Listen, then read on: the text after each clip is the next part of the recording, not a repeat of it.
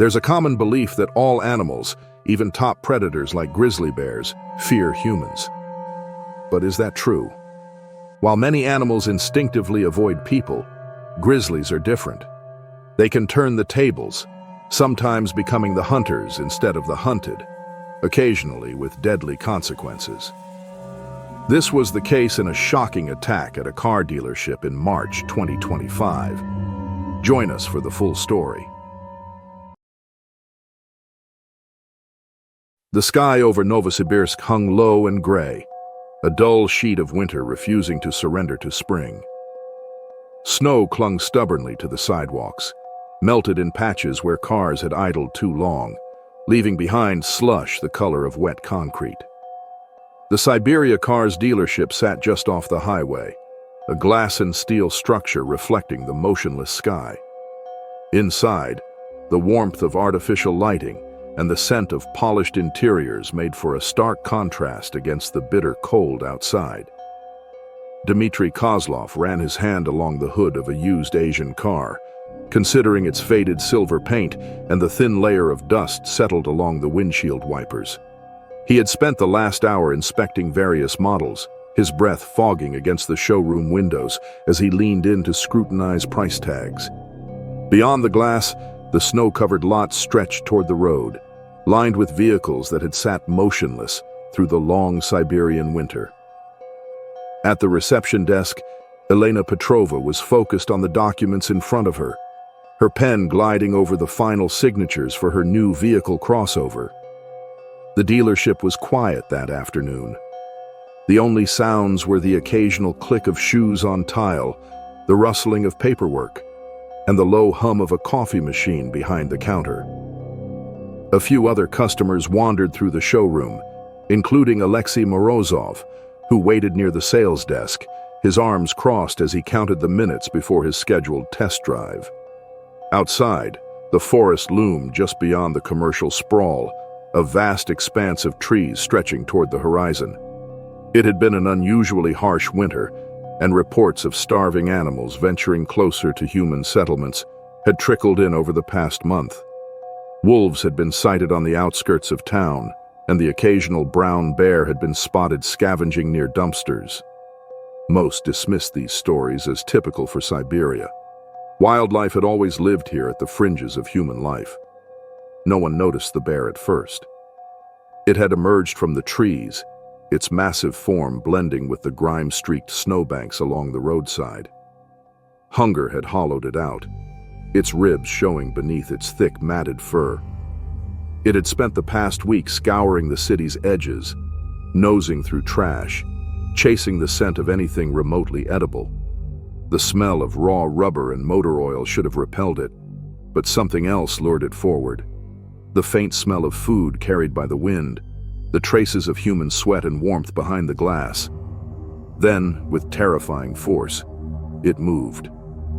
Shattering glass filled the showroom as the bear crashed through the window, sending jagged shards everywhere. Dmitry barely had time to turn before the massive creature slammed into him, knocking him backward against a car. A crushing weight pressed down on his chest as claws raked across his side, tearing through fabric and flesh in one effortless motion. The impact sent a ripple of chaos through the showroom. Alexei Morozov bolted, his boots slipping on the polished floor as he desperately ran toward the back offices. Momentarily distracted by his movement, the bear released Dmitry and turned its attention toward the fleeing man. Blood streaked the hood of the car, where Dmitry lay motionless, his breath coming in shallow gasps. Frozen was in shock for a fraction of a second. Elena ducked behind the reception counter as the bear's roar shook the space. Alexei shoved past an employee in the back hallway, nearly knocking them down. The bear was already upon him. Claws tore through flesh, a sickening crunch echoed, and his scream was cut short as the beast's jaws clamped down. Blood splattered the walls. The employee scrambled away, sobbing. Alexei's mangled body hit the floor. The bear lifted its head, eyes locking onto its next target. Trying to shrink herself into the tightest possible space behind the counter, Elena barely had time to register the blur of movement before the bear's weight crashed against the desk, sending papers flying. Its massive paw swept down, scattering office supplies and splintering the wood with terrifying ease. Then it found her. A vice-like grip clamped onto her shoulder, claws digging in as she was dragged from her hiding place. A scream never even formed in her throat as she was hauled across the floor, her heels kicking against the tiles, the weight of the beast pulling her toward the gaping hole where the window had been. Cold air rushed in, biting against her skin as the bear dragged her outside. Snow smeared red beneath her as she struggled weakly, her body already giving in to the inevitability of it. Inside, the remaining employees and customers scrambled. A handful had managed to retreat into the offices, barricading themselves behind locked doors. The showroom floor was a shambles. Shattered glass, overturned furniture, and deep claw marks gouged into the surfaces where the bear had rampaged. Dimitri's body lay still beside a car, a spreading pool of blood seeping into the cracks between the tiles. Outside, the bear loomed over Elena, its breath fogging in the frigid air. Hunger had driven it into madness, instincts overriding any hesitation it might have had about attacking humans. It reared back, ready to strike again, when the first gunshot rang out. A second shot followed, then a third. The bear staggered, a thick spray of blood bursting from its side.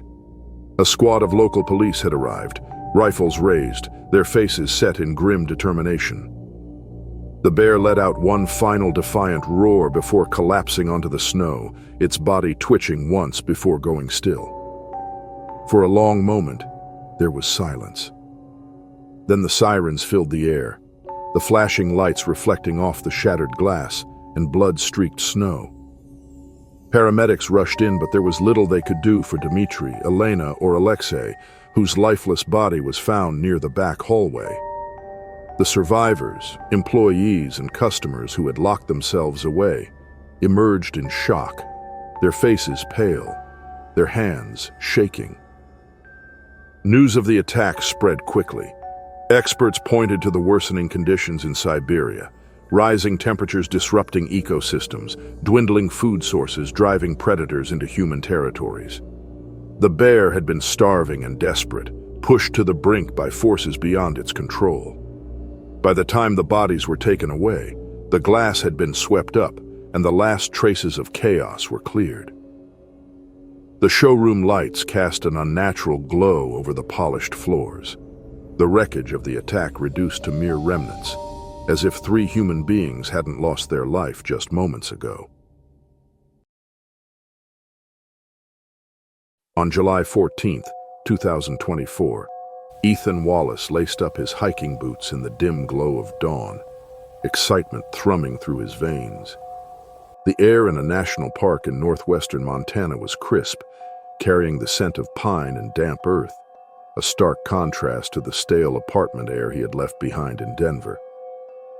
At 26, he had spent years chasing the rush of adventure, feeding his modest social media following with raw, unfiltered footage of his solo excursions into the wild. This trip was supposed to be just another addition to his collection, a day of hiking, breathtaking views, and the quiet solitude he had craved. The Highline Trail stretched ahead of him, a narrow ribbon of dirt clinging to the mountainside. Sheer cliffs dropped off to his left, while alpine meadows sprawled to his right, with bursts of wildflowers swaying in the summer breeze. He adjusted his camera, making sure the stream was live. The comments trickled in, words of encouragement mixed with the usual questions. How dangerous was the trail? Had he seen any wildlife yet? Did he carry bear spray? He didn't, though he knew he should have. It wasn't arrogance that made him leave it behind, but rather a mix of stubbornness and a false sense of control. He had encountered bears before, black bears mostly, creatures that bolted at the sight of a human. He trusted in his awareness and ability to read the land, to sense danger before it became a real threat. The first few miles passed easily, his boots scuffing against the dirt as he narrated the sights to his viewers. Below, the Going to the Sun road wound like a thin thread through the valley, cars inching along like tiny insects. The sky stretched endlessly above, an unbroken blue with wisps of white drifting lazily across it. It was a perfect day.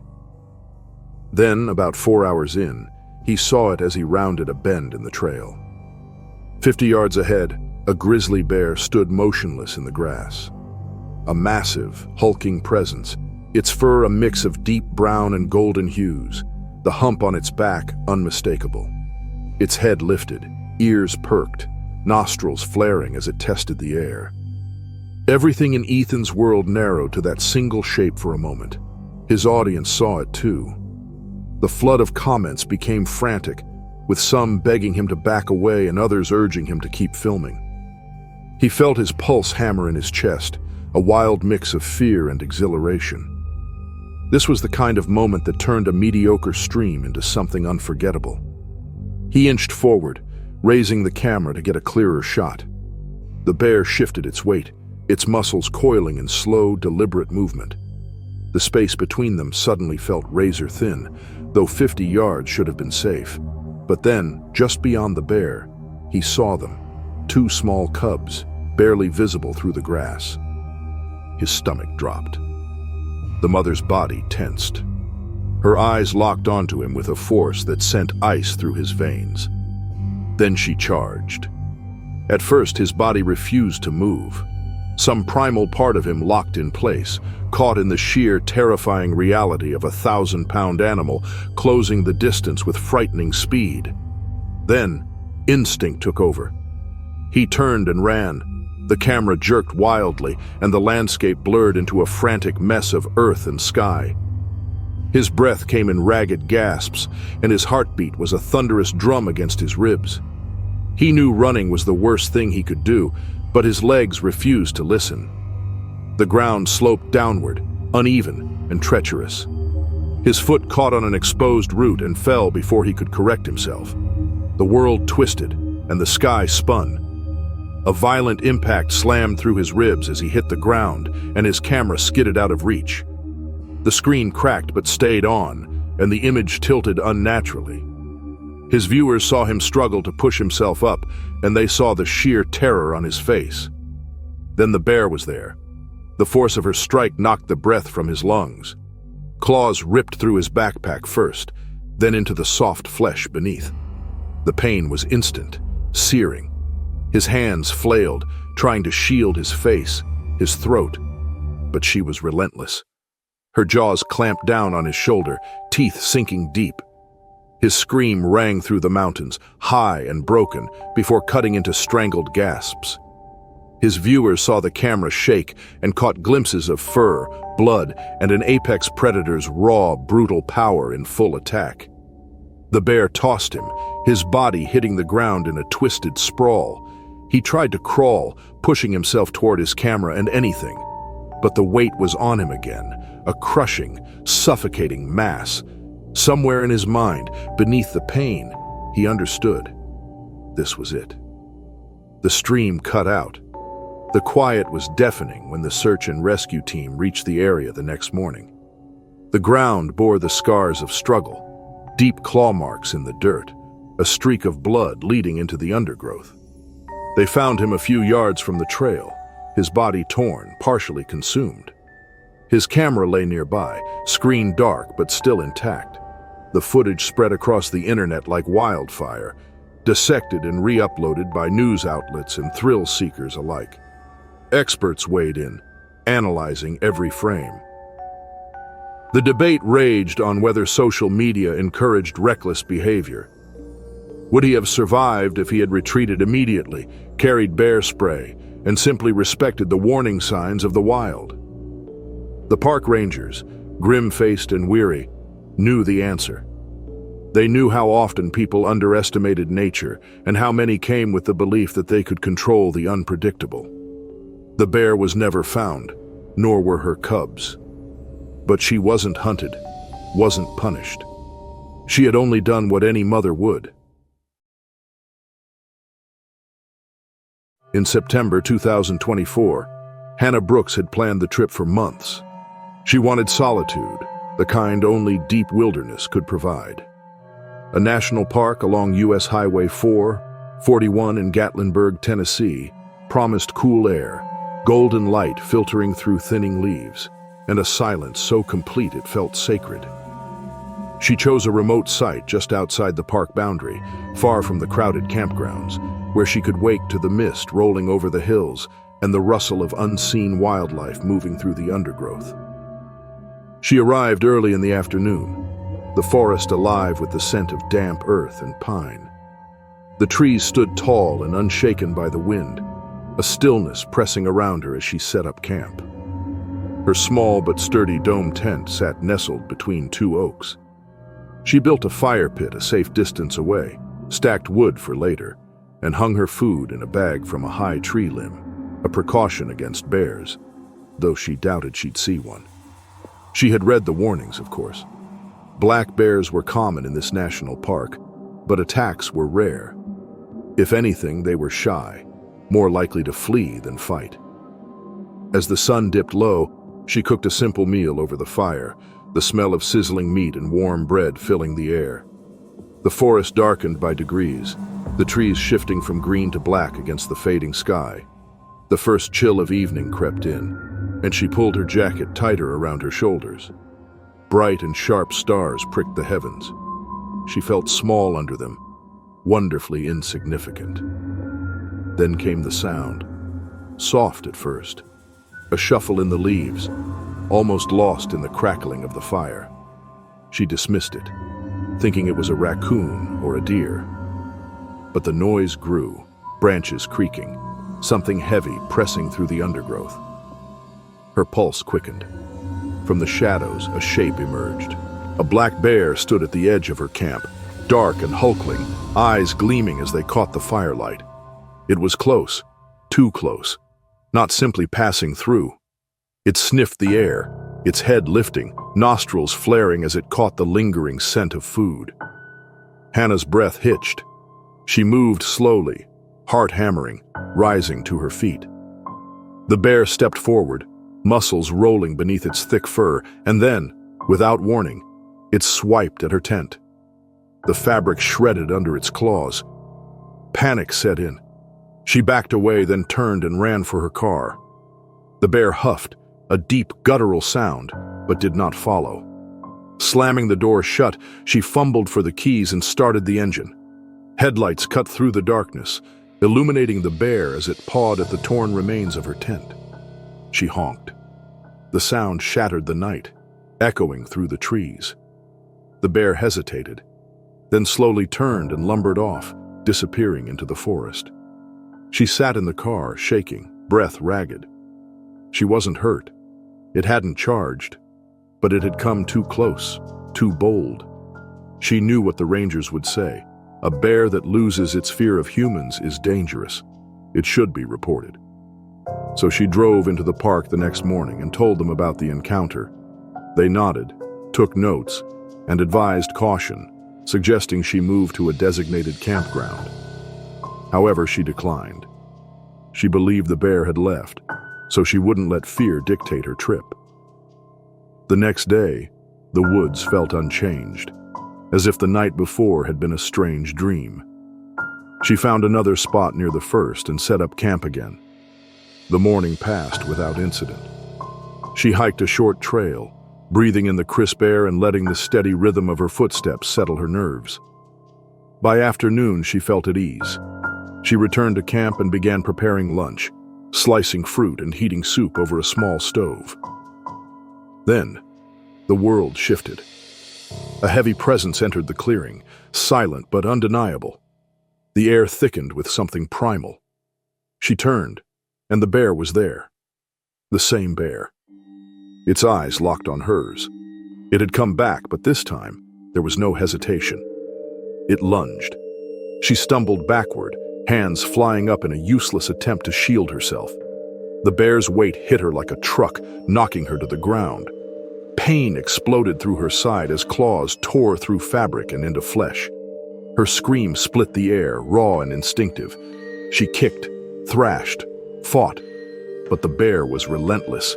Its jaws closed on her arm, crushing down. Agony flared through her body, her vision swimming with red. She struggled, her fingers clawing at dirt, fur, anything to break free. The bear shook her, the motion sickening, bones grinding. Blood soaked her clothes, warm and wet. The world narrowed to nothing but pain and the unbearable force pressing down on her. A sound echoed through the trees, footsteps, distant but approaching. Someone was coming, but it was too late. The bear did not flee. It did not stop. It had passed some invisible threshold where fear no longer existed. It clamped its teeth into her throat, and the world faded. By the time the hiker arrived, there was nothing left to save. The campsite was in ruin, and the earth was stained dark. The bear lingered, its massive frame hunched over what remained of Hannah Brooks. The hiker turned and ran, the image burning into his mind. Rangers arrived within the hour. They found the bear still there, feeding. It barely reacted as they raised their rifles. One shot, then another. The great beast staggered, collapsed, and exhaled its last breath.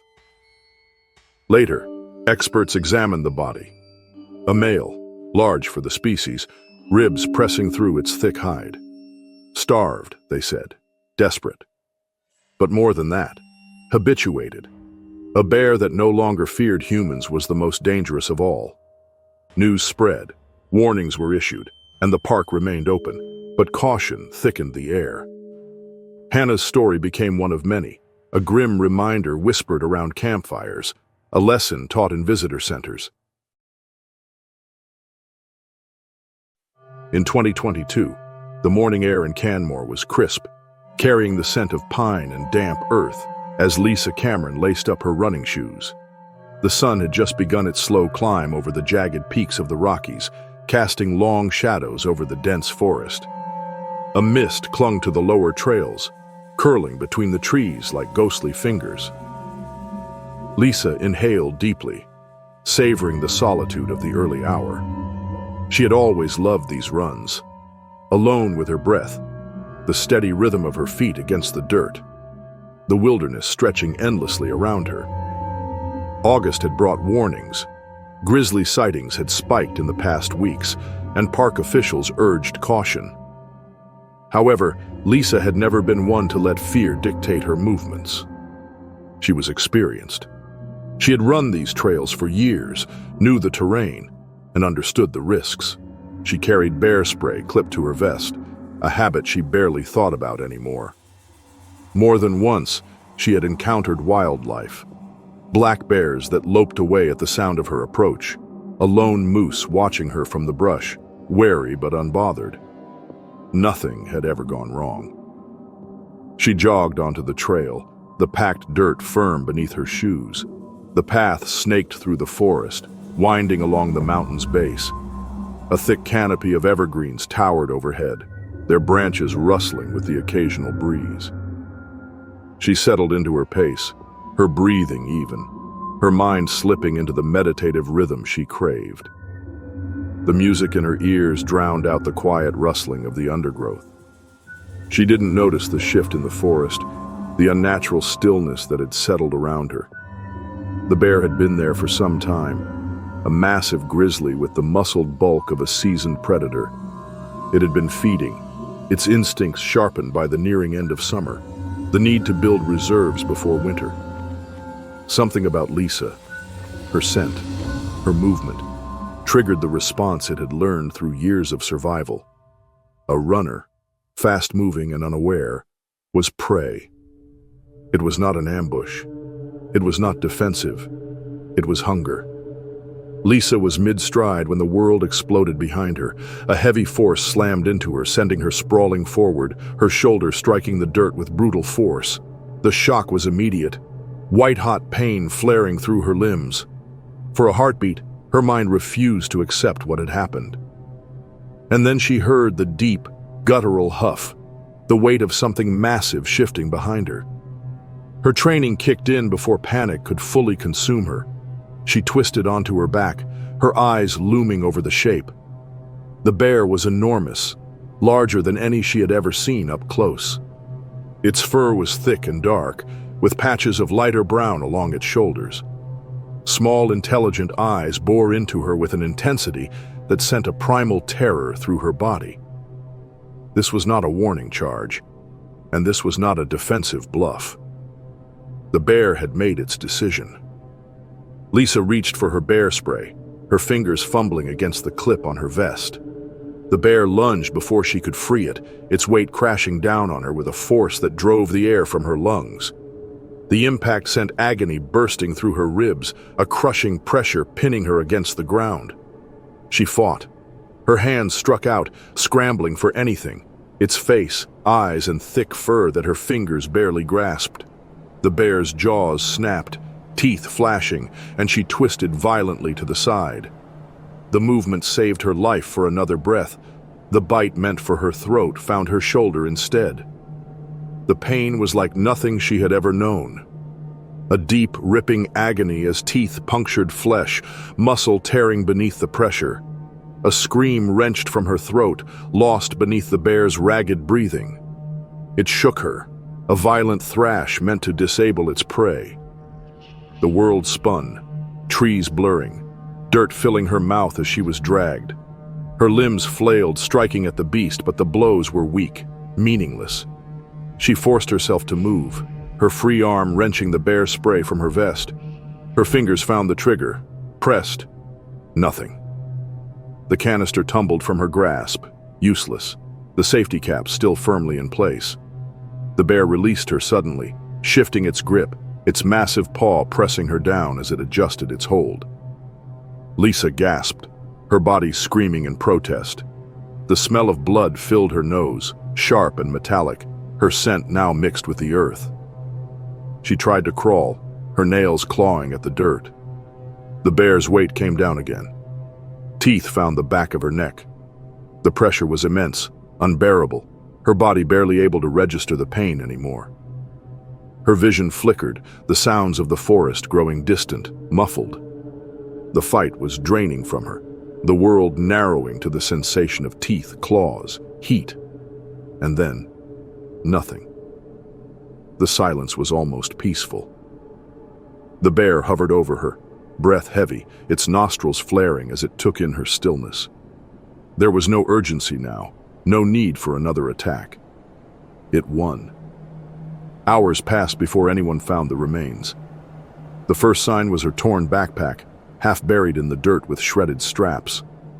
Then, the shoe, one of her running shoes, stained dark, with intact laces. The hikers who discovered the scene knew immediately that this was no accident. Wildlife officers tracked the bear, following the drag marks and the disturbed earth. When they arrived, the grizzly stood over the partially buried remains, its massive frame unmoving as they approached. This was no defensive mother protecting cubs. It was something else entirely. The officers knew what had to be done. A single shot cracked through the trees. The bear slumped, its body collapsing heavily against the earth. The decision to euthanize it sparked outrage among conservationists. It was in the bear's nature, they argued. Humans had encroached too far, blurring the lines between their world and the wild. But others saw it differently. Predatory behavior like this, stalking, attacking, guarding the kill, could not be ignored. If left alone, it could happen again. Lisa's friends struggled to make sense of it. She had been careful, experienced, but perhaps too confident. They speculated that the music in her ears had been her downfall. She hadn't heard it coming.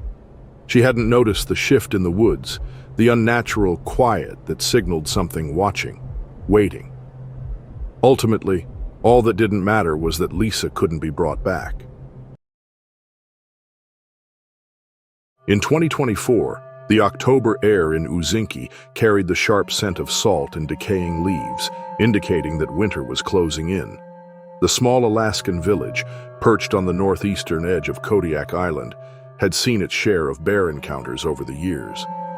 Living in such proximity to the wilderness meant that coexistence was inevitable. But this was different. Residents had been spotting a massive Kodiak bear for days, a towering bulk of muscle and thick fur, scouring the outskirts of town. It had been tearing through garbage, nosing around porches, growing bolder with each passing night. Most bears would retreat with a few warning shots, but this one didn't. This one lingered. By October 12th, it had made it too close to the school. A call came in that morning. Sightings near the dumpsters out back, fresh claw marks on the walls, a mess of torn garbage strewn across the lot. The animal wasn't just foraging. It was searching. Desperate. Officers David Holt and Ryan Caldwell arrived in a patrol truck, the vehicle's tires crunching against gravel. Both were seasoned in dealing with Alaska's unpredictable wilderness. Holt had lived in Uzinki his entire life, and Caldwell, though newer to the force, had grown up in Kodiak. Neither man underestimated the power of a full-grown male bear, especially one as massive as the one the locals had described. Stepping out into the cold, they shouldered their shotguns, scanning the area.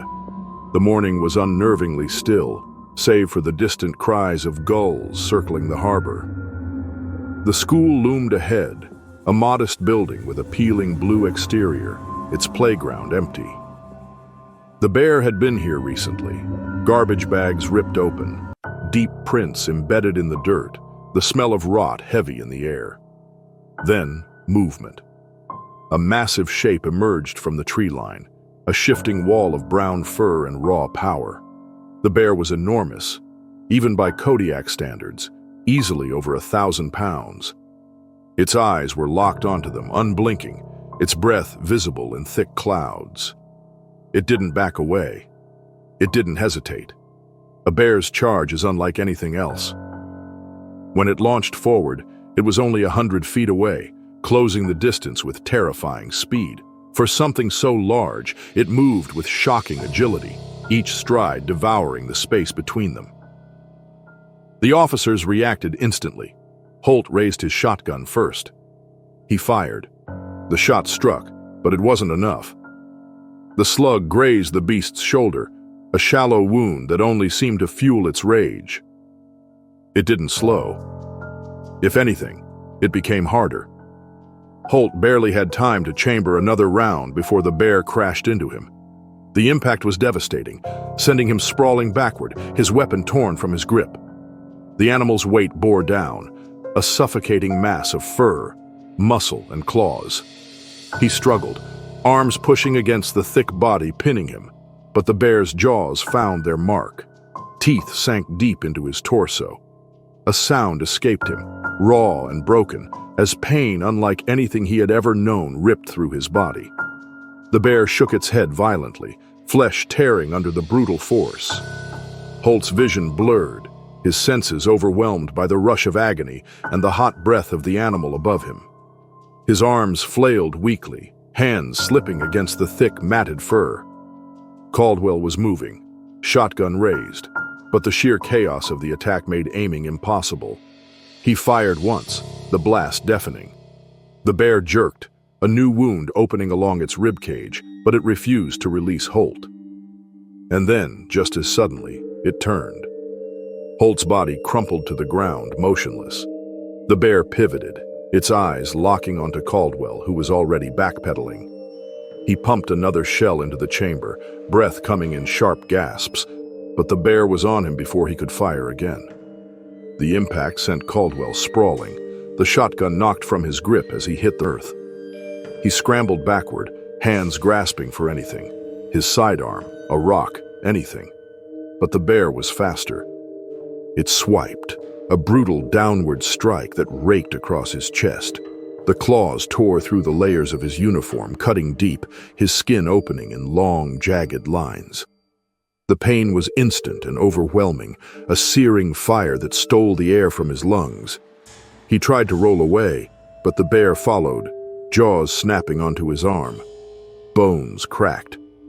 Caldwell's vision darkened, his body screaming in protest as the pressure increased, the bear's teeth grinding against his shattered limb. His free hand reached for his belt, his knife, anything, but another blow sent him reeling. The world spun, the sky blurred into the ground, and for a moment, he was weightless. Then, nothing but cold. The bear hovered over him, its breath heaving. Its fur was darkened with blood, some its own, most not, as it lowered its massive head and flared its nostrils to assess what remained beneath it. Caldwell's breaths were shallow now, his body unresponsive, and his pain faded into something distant and unreal. The last thing he saw was the bear's mouth opening again. Minutes later, backup arrived, and approaching sirens broke the eerie quiet. Officers poured into the scene, weapons raised, but the bear was already gone, retreating into the dense woods. Holt and Caldwell lay still, their bodies torn, the ground soaked in crimson. The frost-covered earth beneath them had become a grave. The search for the bear began immediately. Trained hunters and wildlife officials tracked its movements, following the blood trail deep into the wilderness. A day later, it was found resting near a stream, licking its wounds. When the rifle was raised, there was no fear in its eyes, no attempt to flee. It had already made its choice. The single shot echoed through the valley. When news of the attack spread, theories followed. Some blamed the officers, arguing they had gotten too close and misjudged the bear's mind. Others pointed to the late-season food shortages, which had desperately driven many Kodiak bears closer to human settlements. The salmon runs had been weaker that year, berries scarce, and competition fierce. But none of it changed what had happened. Uzinki mourned. The small village, where everyone knew everyone, felt the loss in a way that only tight-knit communities could. The funerals were solemn. A memorial was placed near the school, a simple plaque with 2 names etched into the metal: David Holt, Ryan Caldwell. The Kodiak wilderness remained unchanged. The trees stood, the rivers ran, and the bears roamed. The land did not grieve, did not pause. It simply went on, as it always had. In 2023, the sun lingered low on the horizon, casting a golden glow over the small gas station nestled along a desolate stretch of highway in Alaska. As May settled in, the days were growing longer, and the air carried the scent of melting snow and damp earth. Chris Thompson leaned against the side of the building, watching the dense tree line beyond the lot, where the shadows stretched deep into the wilderness. It had been there again that morning, the black bear. It had been coming around for almost a week now, a large male with thick, shaggy fur and a practically lazy gait. At first, it had kept its distance, sniffing the air, scavenging along the outskirts of the property. But it hadn't taken long for the bear to associate the place with food. The trash bins, though locked, carried the scent of discarded leftovers. The air smelled of fuel and motor oil, but also of the deep fryer in the small diner attached to the station, the grease and cooked meat wafting into the night. Chris had watched the bear with fascination. He had always been drawn to wildlife, not with the caution most Alaskans carried, but with an almost naive sense of kinship. He had grown up watching nature documentaries, reading about bear behavior, and believing that understanding an animal meant bridging the gap between man and beast. So when the bear first lingered, he hadn't felt fear. He had felt curiosity. That curiosity had turned to something more when he decided to leave it food. It started small, bits of leftover sandwich, scraps from the diner, pieces of bread torn from a half-eaten roll. The bear had been wary at first, sniffing cautiously before taking what was offered. But soon, its hesitation faded. It came closer, lingering longer. And each time it returned, Chris felt something swell inside him. A connection, a kind of trust. When his co-workers started warning him, it was already too late. That evening, as the last of the customers fueled up and the lot emptied, Chris spotted the bear again. It stood at the edge of the woods, dark eyes locked on him, waiting. The sun had nearly dipped below the trees, and the sky was painted in deep hues of orange and violet. Chris felt the familiar thrill, the unspoken bond he believed had formed between them. He stepped forward, bread in hand. The bear moved with deceptive slowness, taking a step toward him, then another. The distance between them shrank, and the vast emptiness of the lot suddenly felt smaller. Chris saw how the bear's ears flicked forward, its nostrils flared, and its muscles shifted beneath its thick coat. It was bigger up close, its presence more imposing. But Chris wasn't afraid. Then everything changed. The bear lunged. It was not a cautious approach, not the slow, hesitant movement it had shown before. It was immediate, violent, an eruption of power that instantly shattered the illusion of safety. Chris barely had time to react before the force of the impact sent him sprawling. The bread fell from his fingers, forgotten as pain exploded through his ribs. A massive paw struck him, claws slicing through fabric and skin, raking deep. His breath left him in a sharp, broken gasp, his mind struggling to process the sudden, brutal shift from curiosity to survival. The bear was on him, its weight immense, crushing. The claws tore again, ripping into his shoulder, dragging downward with merciless strength. He tried to roll, to push away, but the bear was faster. A powerful jaw clamped down, teeth sinking into flesh. The pain was blinding, white-hot agony surging through his body as he felt the pressure increase, the unmistakable sensation of muscle and tendons giving way beneath the force. The world became a blur of movement and blood. His body was dragged across the pavement, his limbs flailing weakly, the scent of oil and dust mixing with the iron-rich tang of his blood. The bear did not stop. It did not hesitate. It had lost whatever restraint it might have once had, whatever instinct kept it from crossing the line between scavenger and predator. Chris tried to scream, but his voice barely broke past the wet, choking gasps in his throat. His hands grasped at the ground, the bear's fur, and anything that might give him leverage. A dull roar filled his ears. Was it the bear's growl or the sound of his heartbeat, hammering, struggling to keep up with the sudden survival demand? Then, dimly, the world beyond the struggle came into focus. Movement, screams, figures rushing forward, distant and panicked. The bear hesitated. It lifted its head, dark eyes flicking toward the commotion, nostrils flaring as it took in the sudden presence of others. Chris felt the weight shift briefly, the crushing pressure easing just slightly. It was a moment he could do nothing with. His body was ruined, his strength drained. The blood loss was fast, his vision dimming. And then, a gunshot. A single deafening crack split the air. The bear recoiled, then turned fully toward the source of the sound. Another shot rang out, and then another. The massive body jerked and shuddered, the dark fur rippling as the bullets found their mark.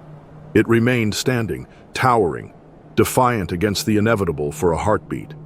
Then it collapsed. The silence that followed was vast, heavy. Chris lay unmoving, barely aware of the figures rushing toward him. His body was broken, his mind slipping into a haze of pain and shock. The edges of the world grew dim, the voices around him distant. Hands pressed against his wounds, urgent and desperate, but he knew. The fight had been decided long before the first shot was fired. By the time the paramedics arrived, he was gone. The aftermath rippled through the community, a tragedy dissected and analyzed by those who had not been there. The bear was skinned and examined, its body studied for clues as to why it had attacked so aggressively. The conclusion was clear. It had lost its natural fear of humans. It had been conditioned to see them not as threats but as food sources. And when that food had come too close and stretched out its hand once too often, the bear had done what nature had hardwired it to do. Wildlife experts issued their warnings. Never feed wild animals. Never blur the line between respect and recklessness. It was a lesson Chris had ignored, a warning he had chosen to overlook in favor of his belief in connection and understanding. But in the end, nature did not understand him in return, and he had to pay for that mistake the hardest way ever.